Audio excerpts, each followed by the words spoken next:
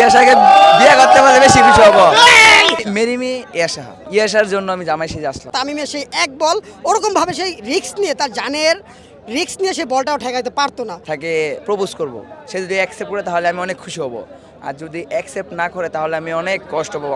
দর্শক ভিন্ন সাজে দর্শকদের আমরা গ্যালারিতে দেখেছি, জামাই সাজেও আসলে অনেককেই দেখেছি। আজকের প্লে অফে চট্টগ্রামের একজন এসেছেন যিনি আসলে জামাই সাজে এসেছেন, তার সাথে কথা বলবো। আসলে আপনি কার জন্য জামাই সেজেছেন? ইয়াশার জন্য আমি জামাই সেজে আসলাম। আজকে সে আমাদের খেলার মধ্যে উপস্থিত হবে, তাকে আমি আজকে প্লে কার্ডের মাধ্যমে আমি তাকে প্রপোজ করব। সে যদি অ্যাকসেপ্ট করে তাহলে আমি অনেক খুশি হব, আর যদি অ্যাকসেপ্ট না করে তাহলে আমি অনেক কষ্ট পাবো। আমার বুকে লাগবে, দিলেও লাগবে। হয়তো আমি কষ্টের বুক নিয়ে আমি হয়তো বাড়ি ফিরতে পারবো না, তাকে যদি আমার প্রপোজ অ্যাকসেপ্ট না করে। প্লে কার্ডে আসলে কি লেখা থাকবে? ইয়াশা মেরিট ইয়াশা, মেরিমি ইয়াশা।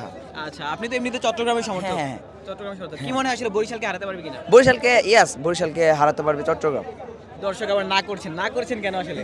বরিশাল চট্টগ্রাম খুব অনেক বড় একটা টিম, চট্টগ্রাম অনেক শক্তিশালী একটা হার্ড টিম। বরিশাল আজকে হচ্ছে বরিশাল সবচেয়ে হার্ড হারিয়ে দিবে। বর্তমানে, আর রাত্রে খেলা দেখা যাবে। বরিশাল খুব একটা স্ট্রং টিম, বরিশাল থেকে হারানোর মতো কোনো সুযোগই নাই। ইনশাআল্লাহ বরিশাল জিতবে, ইনশাআল্লাহ।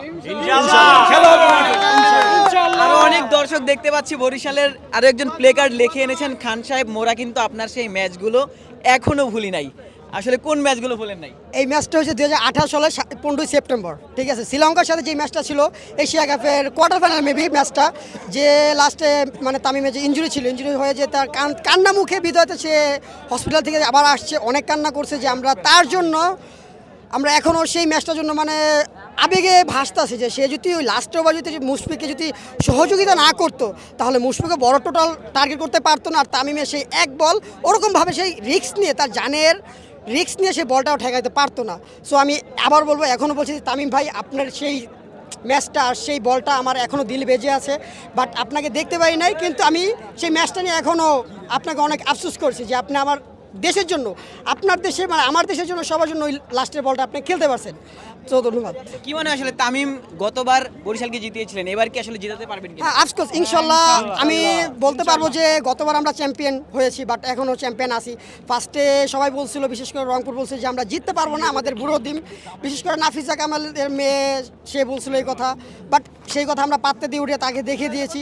এবারও বলছিল রংপুরে যে আমরা জিততে পারবো না, তাদের টিমটা অনেক হার্ড, তারা গ্লোবাল টি20 লিগ জিতে আসছে, অনেক কিছু বলছে হামতাং। বাট তারা এখন আজকে দেখে গিয়ে তাদের পাশায় লেজটা গজানোর কথা ছিল, লেজটা না গজিয়ে চলে গেছে, তাদের মুখটা আর আমরা দেখতে পাই না। বিশেষ করে আচ্ছা, আমার পাশে যিনি জামাই সেজে রয়েছেন তিনি কিন্তু রুমাল মুখে দিয়ে রয়েছেন, এবং তিনি বরিশালের ফ্যানদের মধ্যে আসলে নিজেকে হয়তো নিঃসঙ্গ বোধ করছেন। কি মনে হয়, বরিশালে এত সমর্থক বলছে যে আসলে তারা জয়লাভ করবে, আপনি চট্টগ্রামের সমর্থক হিসেবে তাদেরকে হারানো স্বপ্ন দেখছেন কিনা? হ্যাঁ, আমি বাসা থেকে মানে একটা মনে হয়েছে প্রতিজ্ঞা করে এসেছি, আমার টিম জিতবে আজকে। আমি যে টিম সাপোর্ট করতেছি সে হয়তো জিতবে ইনশাল্লাহ, আর সবটা আল্লাহর উপরে নির্ভরশীল কি হয় মাঠের মধ্যে।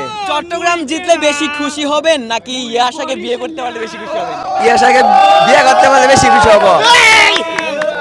দর্শক শুনছিলেন, আসলে আমাদের সাথে একজন জামাই সাজের দর্শক ছিলেন এবং বেশ কিছু বরিশালের সমর্থক ছিলেন।